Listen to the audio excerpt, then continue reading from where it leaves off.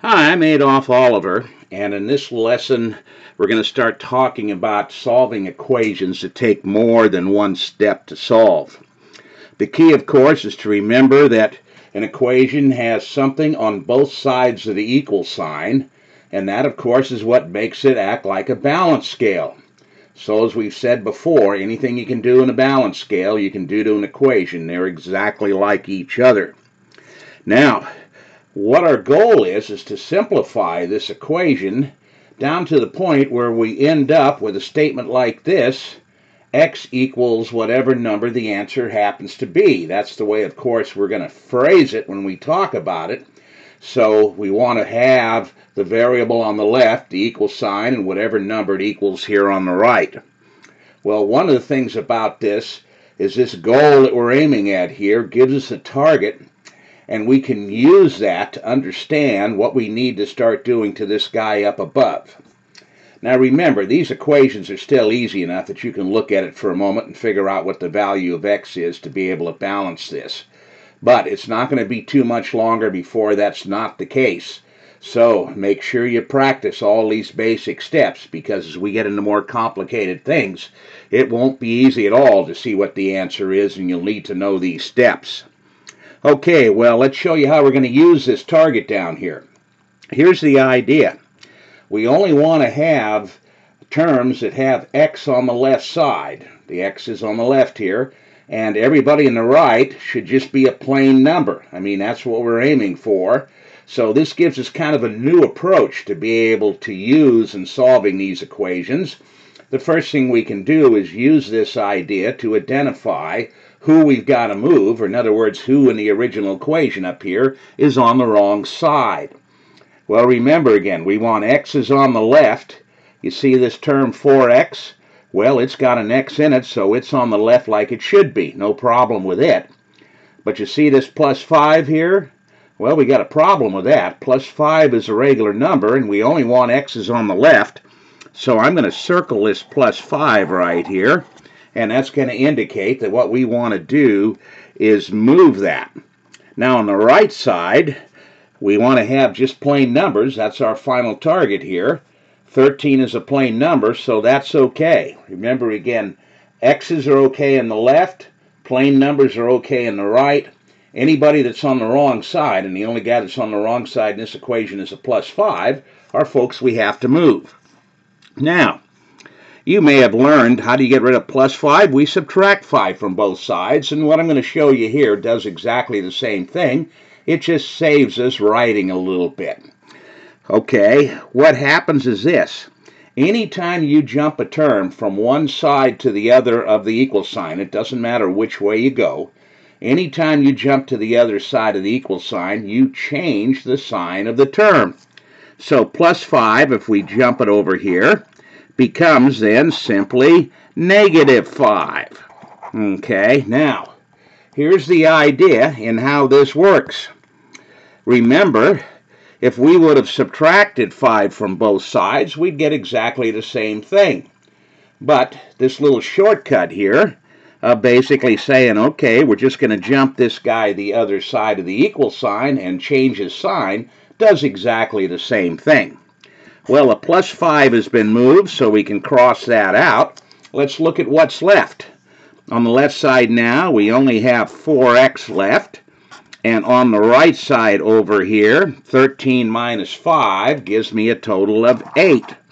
So I have 8 left on the right side here, 4x on the left.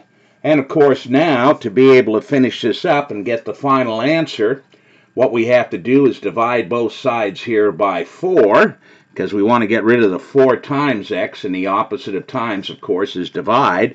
So we'll divide both sides by 4. Here we go. And of course, what I do to one side, I've got to do to the other to maintain the balance. Well, the 4's on the left side cancel each other out. 4 goes into once here, 4 goes into once there. We end up with just a single x, which of course is what we want for our final answer. And 8 divided by 4 is 2. Okay, well, if you put this original x equals 2 back into the beginning equation up here, you can see 4 times 2, that's our x value, is 8, plus 5 does indeed give you 13. Okay, well, that's the beginning start on these guys. Now, of course, one of the things that's going to happen is we're often going to have to do some cleanup in these guys to be able to solve them. Here's an example of something that's going to happen in many of the equations we'll be dealing with. We'll have some parents on one side or even possibly both. The problem here is, of course, is that this number out in front of the parents, in this case the 2 that we have here, is multiplying everybody inside. We don't know exactly how many of each of these guys we have inside until we do this multiplication.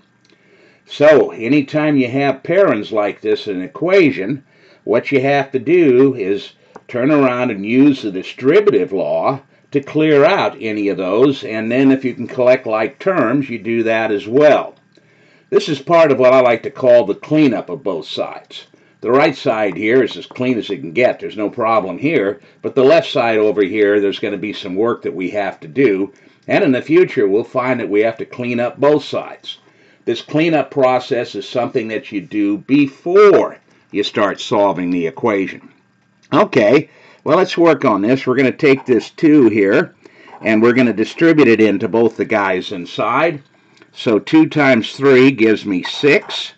And then 2 times plus 4 gives me plus 8y. And then, of course, don't forget we got the minus 5. Okay.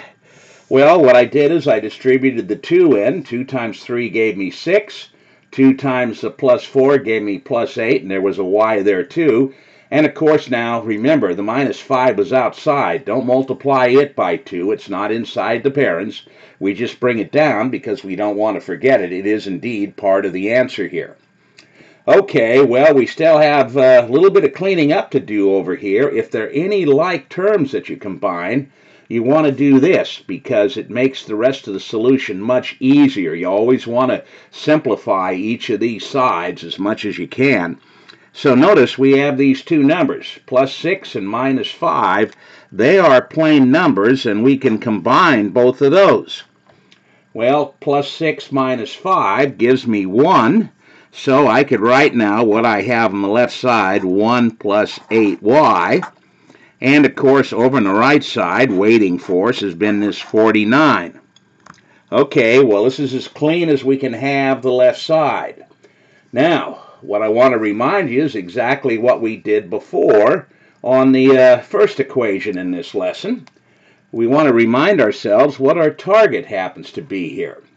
So, what we're aiming for is, in this case, our variable is y, and we're aiming for y equals whatever number the answer happens to be. And what this does is it gives us a guide as to who is on the wrong side and who we have to move. So let's remind you once again. In our final answer, we want to have y's on the left side. So we look up here. Well, the second term has y's in it. It's okay. But see this first guy in front? He's got to be moved. So I'm going to circle him. There he is.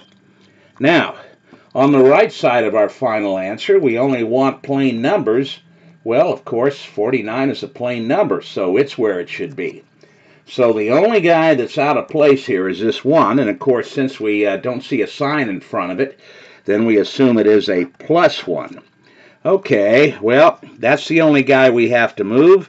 So what we do now is jump him the other side of the equal bar. But remember, when you jump them the other side of the equal bar, they change signs. Now that's the same thing as subtracting -1 from both sides. This is just a little shortcut that allows us to save writing some things down. Okay, well, the plus 1 has been moved. It's over here as -1. So now we put together what's left on both sides. On the left side over here, we've got the plus 8y. And on the right side over here, 49 minus 1 is 48. Okay, well, now what we have to do is get a single y here because we want to let folks know what just one y is. That's what they're interested in.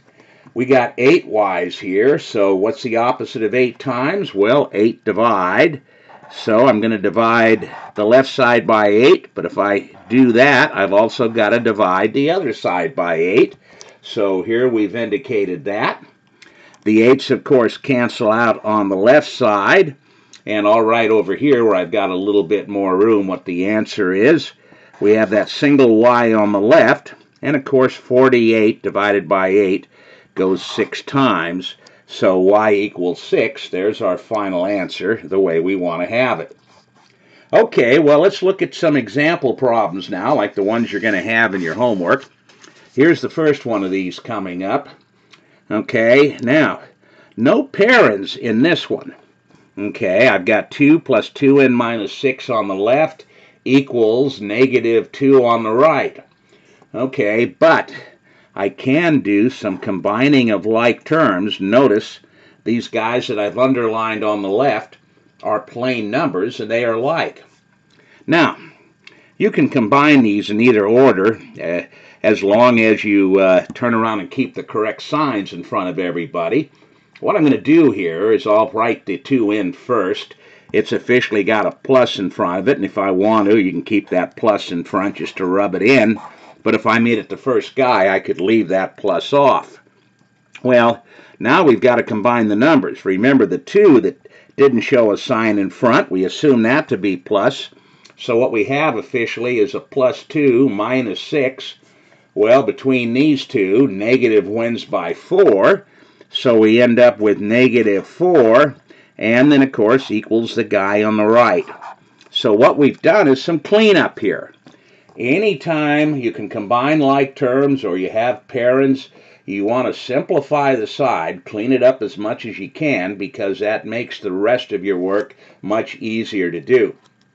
Okay, well now we're ready to start solving this. One thing we want to do, though, is remind ourselves what our goal is. Our variable here is n, so our target is n equals whatever number the answer happens to be. Okay, why do we put this down? Well, it reminds us who we have to move because we only want n's on the left. You look up here, the plus 2n is okay, but the minus 4 doesn't have any n's, so we got to move it. On the right side, we want to have plain numbers. Well, the negative 2 is a plain number, so it's okay. So there's only one guy to move here, the negative 4. Turn around and jump him to the other side. Remember, when you cross a single term like this across the fraction bar, it changes the sign. So minus 4 becomes plus 4. We've now moved the minus 4. So what's left on the left side? Well, our plus 2n. I can just write that as 2n. You could put the plus in front if you wanted, but if we left it off, folks would know that it is indeed positive. Over on the right side, I've got minus 2 plus 4. Well, when I combine these, positive is going to win by 2, so we end up with positive 2. And again, you could put the plus in front if you wanted, or since it's the first guy on this side, you can leave it off. Well, you can see very easily what the final answer is going to be here, but officially, I've got 2 times n, so I have to do the opposite of 2 times, which means divide by 2 on the left, but if I do that on the left, I have to do the same thing on the right. These 2's reduce out. I end up with n equals, and of course 2 over 2 reduces to 1. So there's our final answer, and again, we want to have that in the way that folks are used to reading it. The name of the variable equals whatever the number happens to be, so n equals 1. Okay, well now, let's go to our next example here. Still no parens here, but we're going to have to do a little bit more moving on this one. So remember, in the cleanup that you look at, first thing, you check to see if there are any parens on either side that you have to use distributive law on. Not anything like that going on here. But the next thing you'd look for is to see if there are any like terms to combine. Well, not so on the left. We got a variable and a plain number, and over on the right, a plain number and a variable. Remember, all of this cleanup that we're talking about here is done to each side separately before you start solving. Now, when do you know you start solving? Well, that's when you start aiming for your final target. Our variable here is m. And we want to end up with our answer being m equals whatever number that answer happens to be. So what we're going to do here then is we're going to identify who it is we have to move.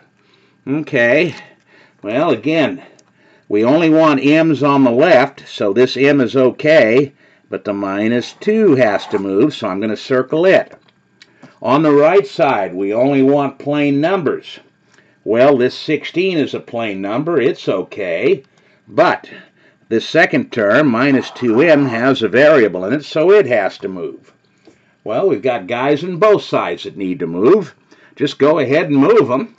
The minus 2 jumps over to the right as plus 2. Remember, when you jump across the equal bar, you change the sign. The minus 2m comes over to the left side as positive 2m. Now, let's double check that we did this correct. The negative 2 went to plus 2. Okay, I did change the sign. The minus 2m went to plus 2m. I did that correctly. Now, turn around and combine what you have left on each side. I've got plus 1m here, plus 2 more. That's a total of 3m. You could put a plus in front if you want, or leave it off. Over on the right side, I have 16 plus 2. That's a total of 18. Okay, well, we're almost there. We've got 3 times m equals 18. We got to do the opposite of times, which is divide here. So I have to divide the left side by 3, but that means to keep the balance, I've got to divide the right side by 3 also. The 3's reduce out here. That's, of course, what we wanted to have happen. I get 1 times m, which I can just write as m if I want, equals 18 divided by 3, which is 6. So there we are, m equals 6. Okay, now, let's get back to where we have to do a little bit of distributive work on this. Okay, this example right here. Notice on the left side we've got some terms inside parens. Remember, I can always say this: how many terms are inside the parens? If I cover the parens up like they're not there, then there are 2 terms inside. Okay, well, here we go. Now, to get rid of the parens, we got to find out exactly how much of the plain number and how much of the k we have here. We're going to do the distributive law. That's exactly what you do. Well, negative 5 times 6 gives me negative 30. Negative 5 times negative 8, well, minus times minus gives me plus. 5 times 8 gives me 40. So I end up on the left side here with negative 30 plus 40k. That's what I got when I did the distributive law here. Now, the right side just has that single number, minus 350, so I'll copy that down. Okay, well, there are no like terms to combine on either side, and this side just a single term here, so there's no problem with that. So we've done our cleanup. All the way to this point is cleanup.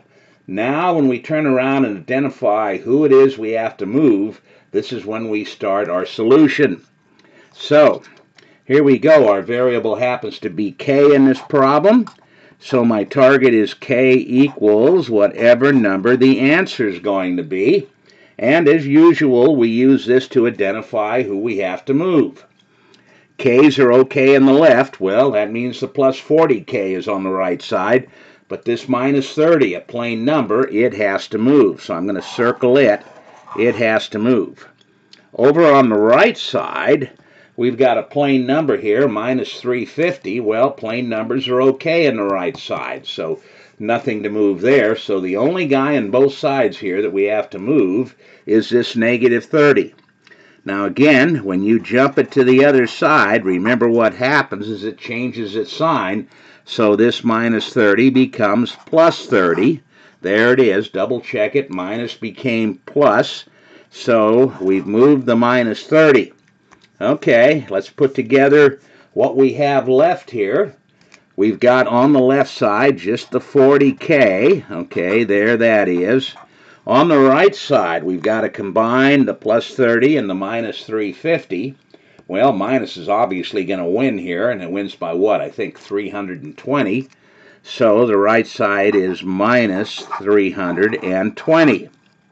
Okay, now, as always, we're down to just one step left here.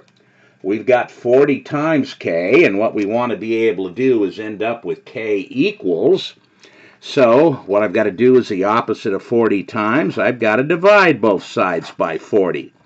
Okay, here we go. Now, the 40s, of course, reduce out on the left side. That's why we did it. We end up with a single k there. You could, if you want, put a plus 1 in front of it. And, of course, what's it going to equal over here? Well, there's one minus sign, so the answer is going to be negative. Now, the first thing we can do here is reduce both top and bottom by 10. And, of course, in effect, what that does is just knock off 1 0 on top and 1 0 on the bottom. Because, of course, 10 goes into 320 32 times, and 10 goes into 40 4 times. Well, once you've done this, I think you can see that 32 divided by 4 is just 8. So k equals negative 8. There's my solution again, and I always want it in this form. The variable on the left and the plain number on the right, like our target to begin with here. Okay, well, let's continue on and look at something a little bit messier here. You see, we're going to be getting equations now. They're going to take a little bit more cleanup work each time. But we'll be getting used to doing all of this stuff. It's not bad when you've had practice. Okay, here we go. We have parens on the left. So we've got to use the distributive law to clear them out. Now there's a minus 4 in front, but it's got to wait until we get rid of the parens. So you see this plus 6 right here, whatever the sign is with that number in front, distribute that in. Here we go into both of these guys. Okay. Well, plus 6 times, and officially this is a plus 4n on the inside here. Plus 6 times plus 4 is plus 24n. So that's what I get from the first guy on the inside. And then the second guy, plus 6 times minus 5 is negative 30. Okay, there's the second guy. Now, don't forget we've got this minus 4 in front, so bring him down. Here he is. Now, before we go on, we've got some like terms we can combine here. The plain numbers are like. They're both regular numbers. So let's combine those. And you can put the answer either in front or as the second guy. As long as you get the correct sign in front of it, it doesn't matter. I'll go ahead and put it in front this time. Negative 4 minus 30, they're all negative, so that's just a total of negative 34. So here we go. And then the other guy, there was no one else to combine with. There were no other terms with the variable n, so there it is. So that's as clean as we can get the left side. Okay, over on the right side, there's no cleanup to be done here. The two terms on the right are not like. This is a variable, that's a plain number, so we just write them back down exactly like they are here. 5n plus 23. Okay, that completes our cleanup.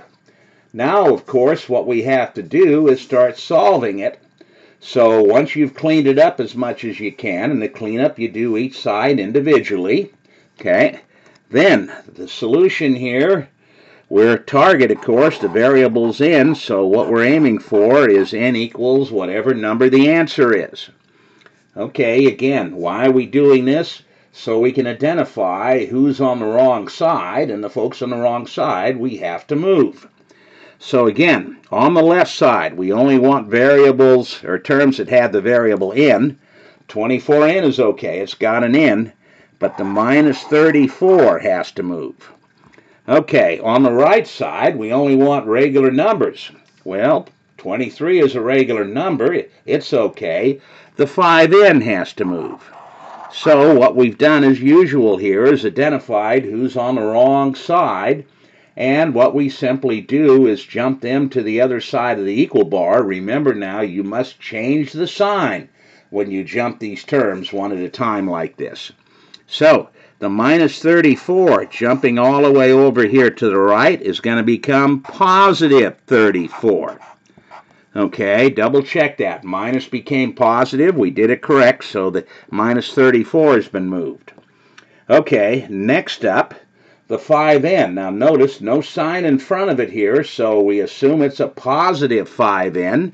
That means, of course, when we jump it over to the left side, it has to go over as minus 5n.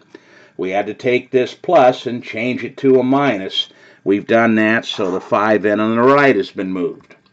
Okay, once you've moved everybody, then combine the terms that are left here. Let's see what we get. On the left side, plus 24n minus 5n. Well, positive's going to win by, I think, 19.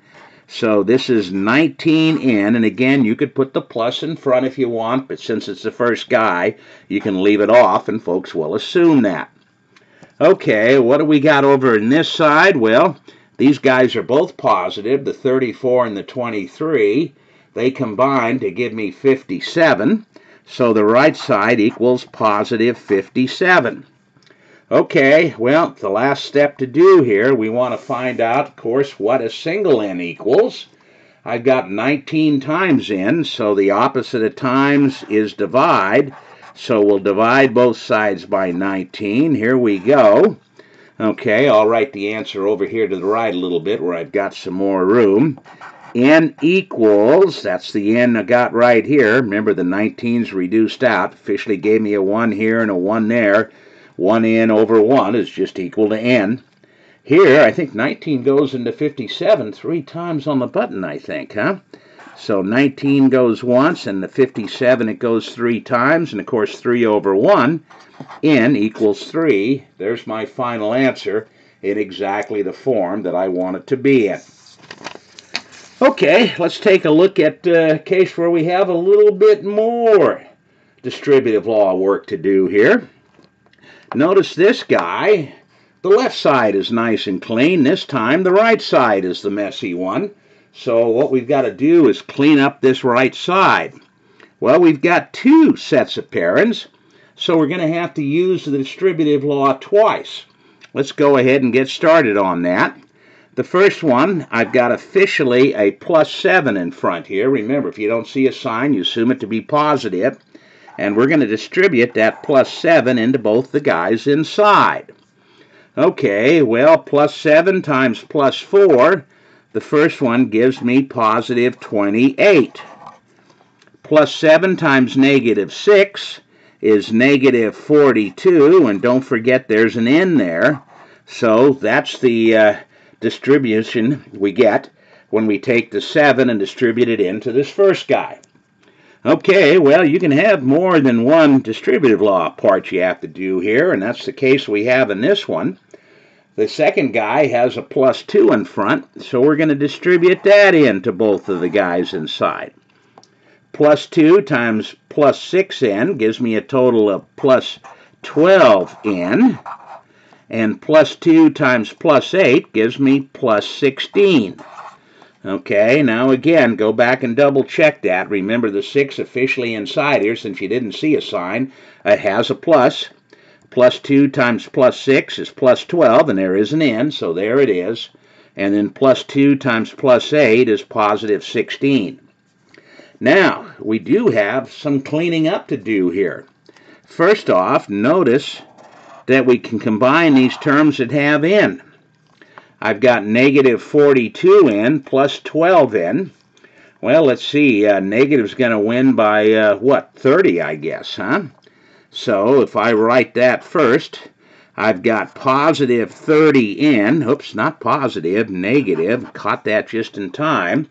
And don't forget the n either here. So let's look at this again. Negative 42 plus 12. Negative wins by 30, so definitely have to have that minus sign there. Okay, now, the next guy. We're going to combine the plain numbers here, the 28 and the 16. Well, they're both positive. Remember, this 28 is officially positive out in front here. So, plus 28 and plus 16, let's see, I think that's going to be 44 positive, huh? Positive 44. Okay, now, we had a fair amount of work to do on this right side.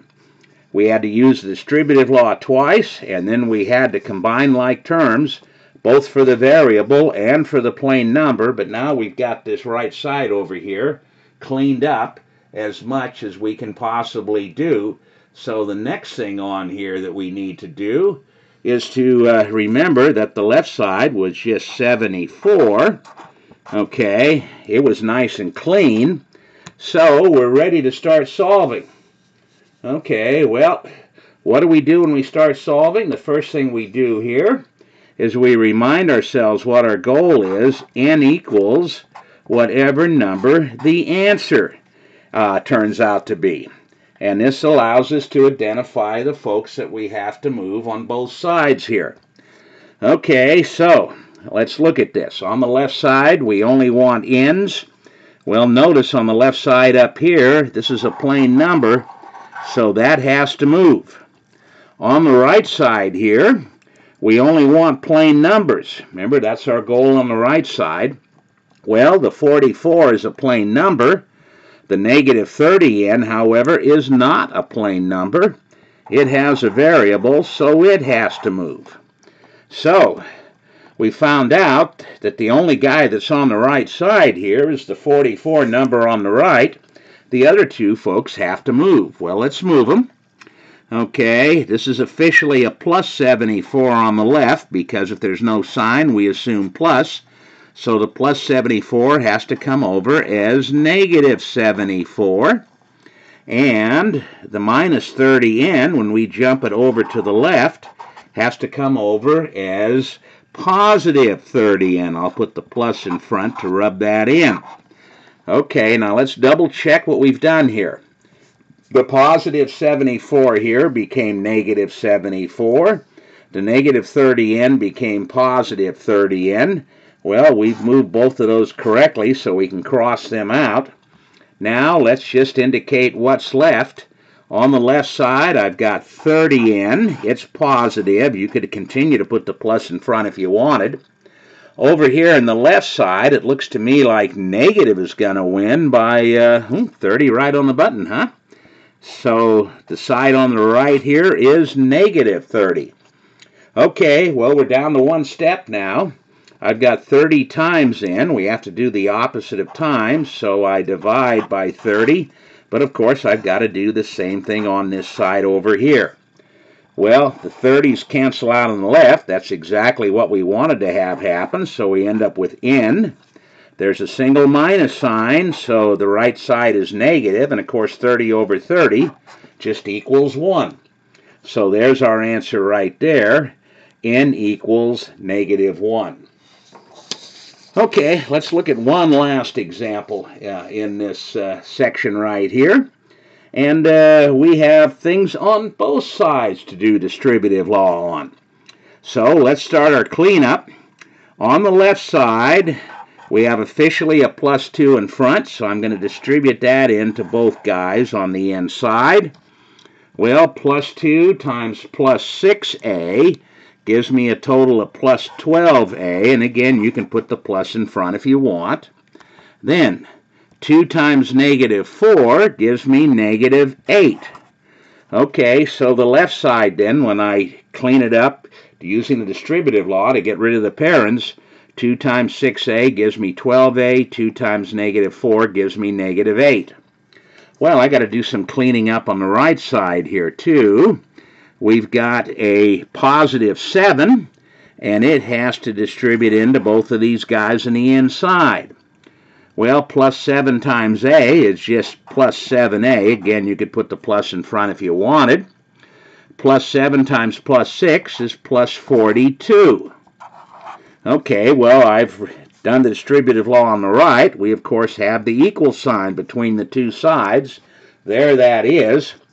There's no more cleanup that needs to be done because these are not like terms on the left and the same thing on the right.